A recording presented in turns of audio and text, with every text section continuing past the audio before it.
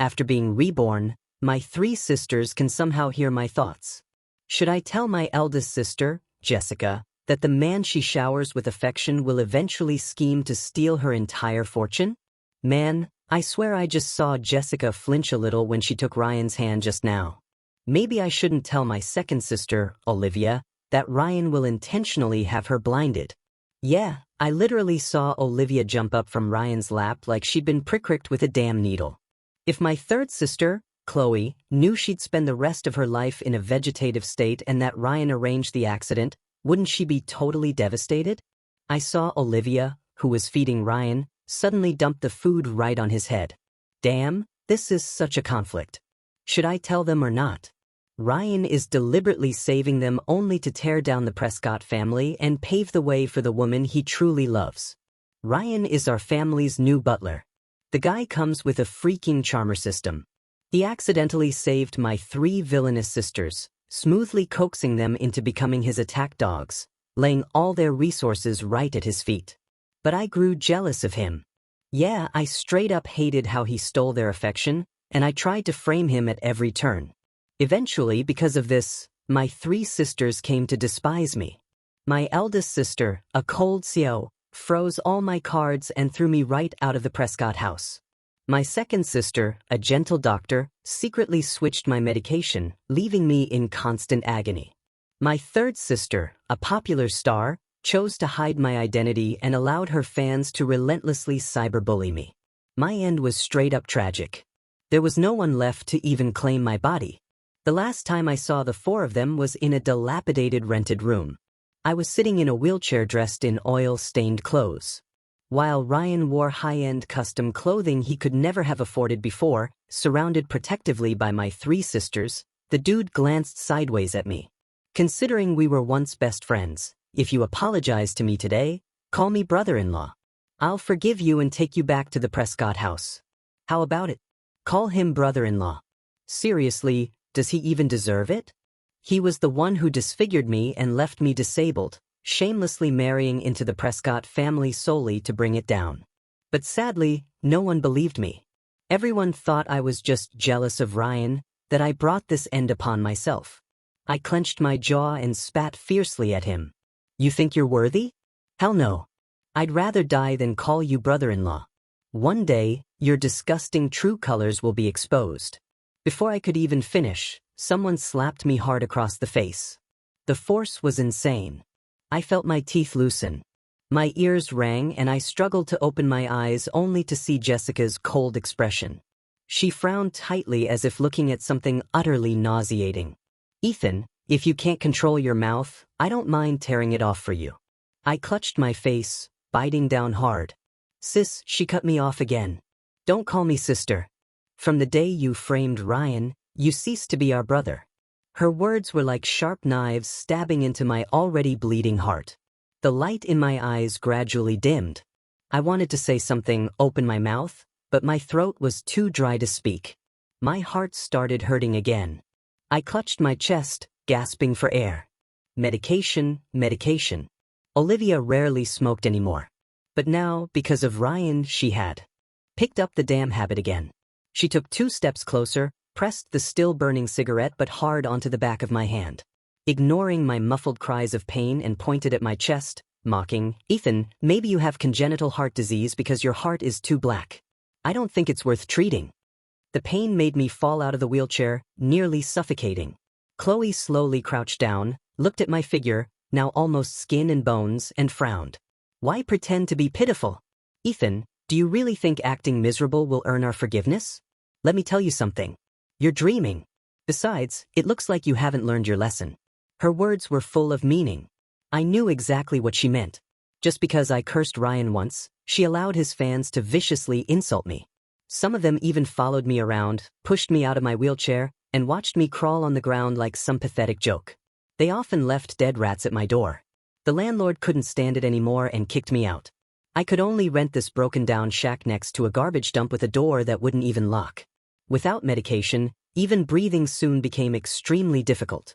Like a dying fish, I lay collapsed on the ground, covered in wounds. My consciousness blurred. I tried to recall something, anything not painful from my life. But damn, I couldn't remember a single thing. My sisters ignored my outstretched hand for help and turned away, leaving only a low curse. Disgusting. I opened my mouth one last time. Then I couldn't struggle anymore. This was already my second rebirth. I had schemed meticulously, planned every step, but still couldn't overcome the halo of the chosen male lead. This world was based on a Lucky Charm novel, and Ryan was the protagonist, aiming to destroy the Prescott family to clear the path for his beloved woman. My three sisters were the main villains. But they would fall for Ryan at first sight, be saved by him, abandon everything, willingly become his dogs, and offer all their resources to him to shield Ryan when he was kidnapped. They even took blows for him. One sister ended up disabled, one blind, and one in a permanent vegetative state to save them from their fates. I desperately tried to expose Ryan's true motives, but in their eyes, I was just jealous that Ryan had stolen my favorite position. I ended up going from the Prescott family's young master to a disfigured, disabled outcast, despised and cursed by everyone. And no matter how many damn times I was reborn, Ryan would weave his way between my three sisters, successfully replacing the most important place I once held in their hearts. I knew that when I opened my eyes again, everything would reset to the beginning. But this time I was tired. Seriously tired. When I opened my eyes, I was still shaken. The shabby, filthy shack had transformed into a bright, warm living room. Warm yellow light illuminated the exquisitely plated food before me. A familiar voice sounded beside me, slightly aggrieved. "Ethan, why aren't you eating? Did I make something you don't like? I'm sorry. I didn't know you disliked this. Tell me what you want to eat. I'll make it for you." My pupils contracted. It was Ryan's voice. At this point, he had already become my friend. Saved my sisters several times and was starting to gain a reputation as the Prescott family's lucky charm. He wasn't wearing servant's clothes, but rather designer clothes I had given him, looking more like the Prescott young master than I did with his proud demeanor. Now his face was full of grievance. A grown man biting his lower lip as he spoke. I specifically asked Aunt Linda. She said seafood was your favorite. Are you not eating it now because I made it? Don't worry. I followed Aunt Linda's instructions step by step. The act had gone on long enough, but I remained silent. Ryan started getting anxious. "Finn, why are you ignoring me? Did you start looking down on me because I came from the slums?" Thinking I'm dirty, I opened my mouth, but could only manage some meaningless sounds. I raised my hand to my throat, trying to force myself to say something, afraid that upsetting Ryan would give those three sisters who adored him another excuse to torment me. But I couldn't utter a complete sentence. Jessica's gaze shifted between Ryan and me, her eyes deep. "Finn, is this the upbringing of a Prescott? Regardless, this is Ryan's kind gesture. Even if you don't want to eat it, you should." I lowered my eyes, laughing coldly inside. These three already had eyes only for Ryan. How could I possibly look down on you? You'll be the other master of the Prescott house soon enough. What right do I, a disabled person kicked out to live in the slums, have to look down on you? Anyone who didn't know better would think Ryan was your actual brother. The way you defend him. But I forgot. Not a brother. A lover boy brother. Does anyone even remember I'm allergic to seafood? Guess my life just doesn't matter, huh? For some reason, the dinner table suddenly fell silent. The three women who had seemed cheerful moments before suddenly turned cold. Their conversation halting. I forced down the nauseatingly rich seafood bite by bite, fighting the urge to vomit and managed to smile at Ryan. Jessica's face, initially dark as if a hidden thought had been exposed, saw me quickly finish the seafood as I turned pale and started to leave. She quickly reached out. "Ethan." Olivia shot her a glare, signaling her to shut up, then turned to me gently. "Ethan, you not feeling well today or what? Let me take a look." She was a doctor. In my past life, she prescribed my heart medication, and she was the one who cut it off. She watched me suffer like she'd totally forgotten I was once the brother she actually cared about. I stood on the stairs looking back, my expression hidden in the shadows where nobody could see it. Just a minor allergy. It won't kill me. I'm seriously damn tired. Just stop messing with me already. I'll agree to anything. Olivia froze, her face going pale as she apologized to me. "I didn't mean to forget you're allergic to seafood. Didn't mean to forget." What a clumsy, ridiculous excuse. I couldn't be bothered with their fake acts anymore. So, I turned and walked away without even looking back. I knew at the moment Ryan showed up. No matter what the hell I did, I'd always be the unfavored one. So, screw it. I just gave up trying. A sudden knock on the door snapped me out of my messy thoughts. Ryan was back again, wearing that usual heart-wrenching wronged expression. His voice was choked with tears as he kept knocking like he wouldn't stop until I opened the door. "Ethan, what's wrong? Did I do something to upset you? I'm sorry." "Okay, please don't ignore me. Aren't we best friends?" His words sounded pitiful as hell, but at the same time, I heard another voice in my ear. It was still Ryan's voice, but what it said was the complete opposite of what he was saying out loud. "System, what the hell is wrong with Ethan?" His recent actions weren't in the script. Now those supporting female characters think I'm bullying him. My affection points dropped by 10. Then another cold mechanical voice spoke. "Rest assured, host object. Their affection levels for you are still above 50. The loss points are within controllable limits." I instantly felt like I'd fallen straight into an ice cave. A chill crawled up my spine to the back of my neck. Even though the room was warm, I still couldn't stop myself from shivering. Those voices again in my past life. After Ryan framed me and I blacked out for a bit from the car accident, I often heard Ryan talking with that mechanical voice while standing near me. I heard them planning how to destroy the Prescott family and use it as his damn stepping stone. After I woke up, I immediately went to Jessica to tell her everything. But no matter how much I explained, all I got was Jessica's disgusted glare. Ryan walked out of Jessica's study, a room no one else was allowed to enter, looking like the perfect innocent green tea guy. "Jessica. Dear, maybe Ethan is just confused for a moment and did something impulsive. It's okay. I forgive him."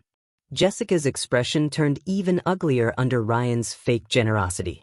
She scolded me in a low voice. "Ethan, how could you turn into someone like this?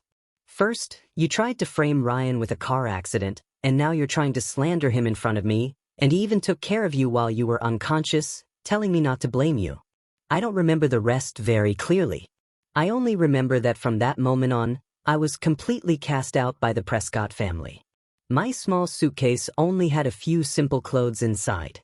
It was pouring rain outside, but Jessica's expression didn't change at all as she roughly shoved me out the door. She looked down at me, covered in mud and filth.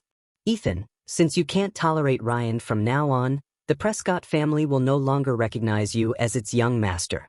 Without the title of Prescott Young Master. What the hell do you think you are?" Thinking back on all of that made my body tremble. What act is he putting on now? I didn't even need to guess. I knew Ryan wasn't alone outside the door. Wonder whose favor he's trying to suck up to this time. Doesn't matter. Whoever it is has nothing to do with me anymore. I'm leaving the Prescott house anyway.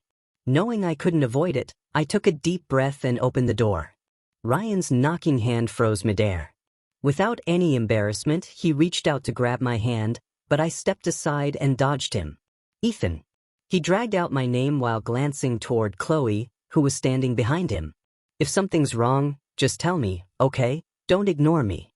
In my past life, he only acted nice to me when my sisters were around. The performance just now was probably for Chloe's benefit. Chloe stayed silent for a long moment before finally speaking, but the first thing she did was defend Ryan.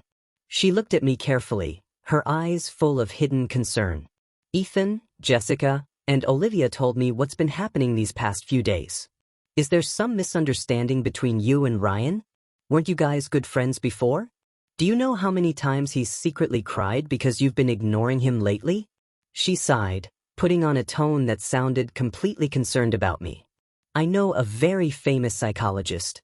If there's something you don't want to tell Jessica or Olivia, you can tell me. I'll take you to see them tomorrow." So, without even understanding anything, she already wanted to send me to a psychologist. In your eyes, anyone who dislikes Ryan must be mentally unstable. Correct. When you let your fans cyberbully me, I didn't see you worrying about my mental health. What are you trying to vent Ryan's anger again? Maybe this time you'll just lock me in a mental hospital. Chloe froze, her expressions slowly twisting. She looked at Ryan, then at me, and finally down at her own hands with disbelief. "Ethan," she said hesitantly, Did I do something wrong? Please don't hate me, okay?" My face instantly filled with caution. I shook my head and quickly shut the door again. After the door slammed shut, I heard a thud followed by Ryan's painful cry. "Chloe, dear," the system suddenly screamed, "Warning!" Affection from female supporting character Chloe -10. Current affection level has dropped below 50. Host, please find a way to raise the affection level immediately. Don't call me that. Chloe's voice sounded a bit cold now. Those two idiots upstairs might have been fooled by you, but I haven't. You'd better give me an explanation or I seriously won't mind. I couldn't hear the rest. They probably walked away. I didn't understand Chloe's sudden change, and honestly, I didn't care. Seeing how protective they already were of Ryan. Repeating the same mistakes from my past life was only a matter of time. Whatever Ryan planned to do to the Prescott family had nothing to do with me anymore. For me, nothing mattered more than staying alive.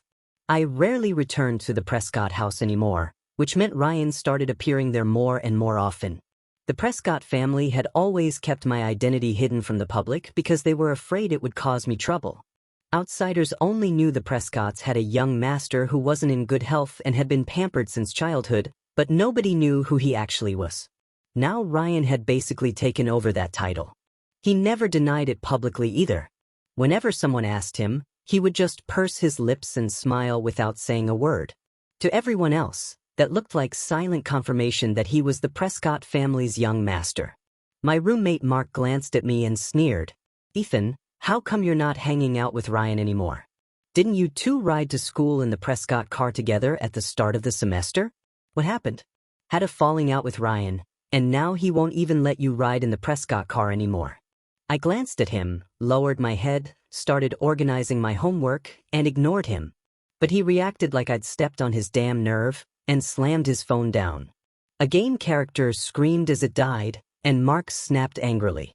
"Ryan doesn't even want to deal with you anymore. You failed at clinging to..." Asked the system again. "System, who has the highest affection level right now?"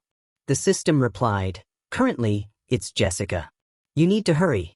An affection level of 60 is still too low. You must raise her affection to 80 within a week or you won't be able to foresee the upcoming plot points." Upcoming plot points.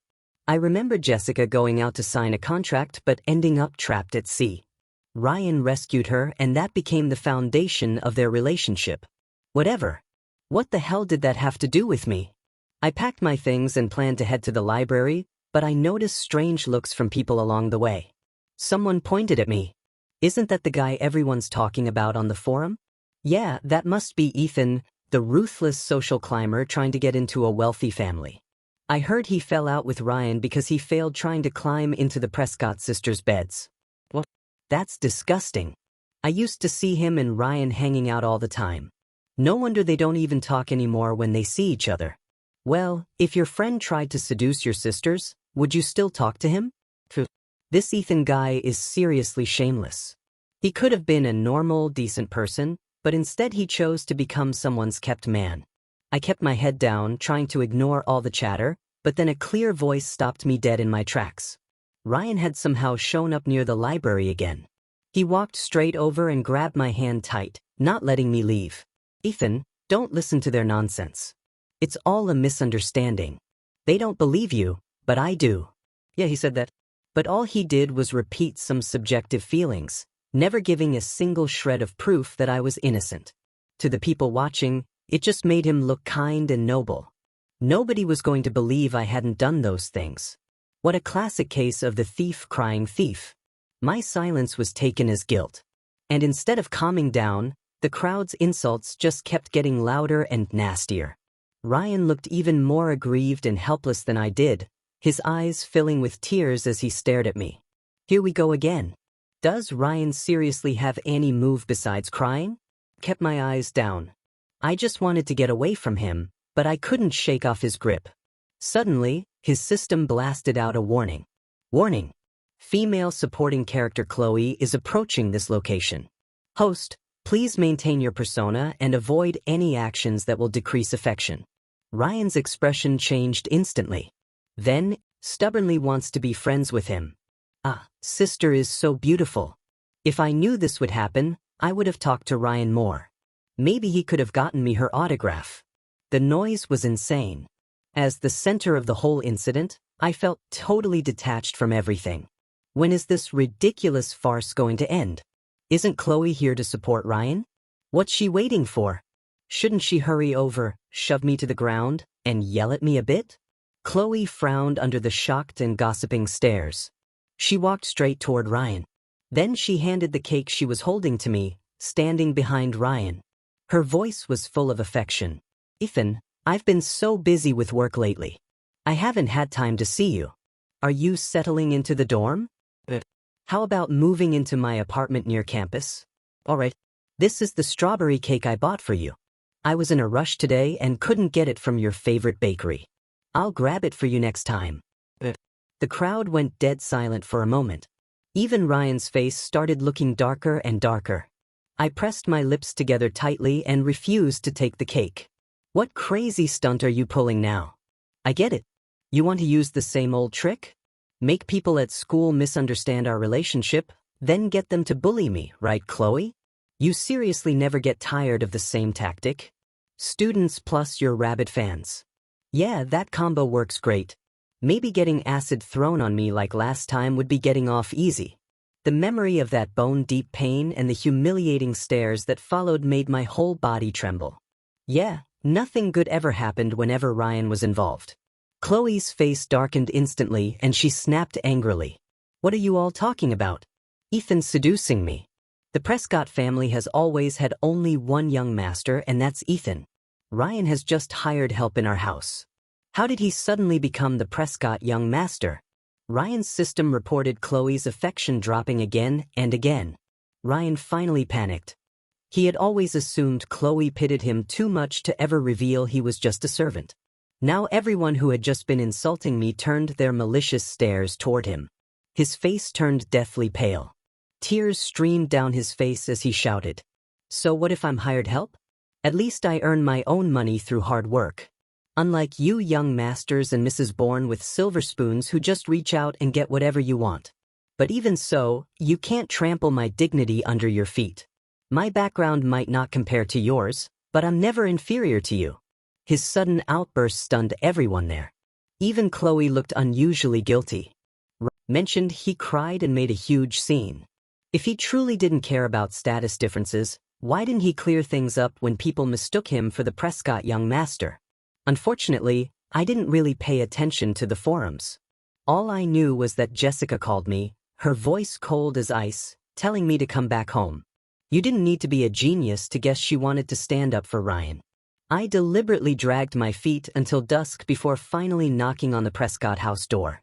Ryan was sitting in the center of the three sisters crying.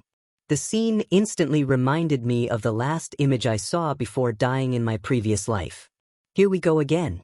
Chloe looked the most conflicted. She wanted to come greet me, but in the end stayed beside Ryan. Finn, what you did this time was really too much. Too much? I don't even know what the hell I supposedly did. It was Ryan who didn't clarify his identity and even encouraged others to spread rumors that I was a bed-climbing lowlife. Have I ever said a single bad word about him? Have I even defended myself once? Right? They probably think this whole thing was my scheme to frame Ryan. But none of them care that the trauma from the past left me unable to speak.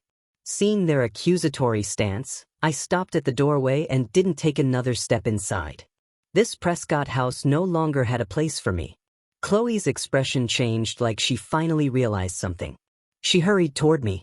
Ethan, your Ryan system suddenly started blaring like crazy. Warning, female supporting character Chloe affection -10. Current affection 40. Warning. Female supporting character Chloe. Affection -10. Current affection 30. Warning.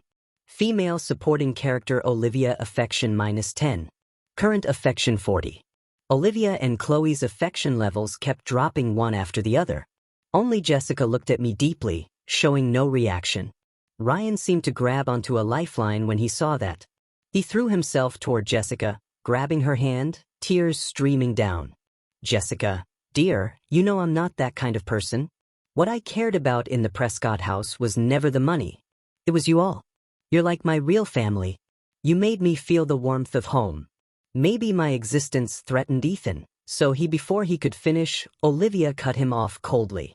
So he what? You came to the Prescott house not for money? Who the hell would believe that?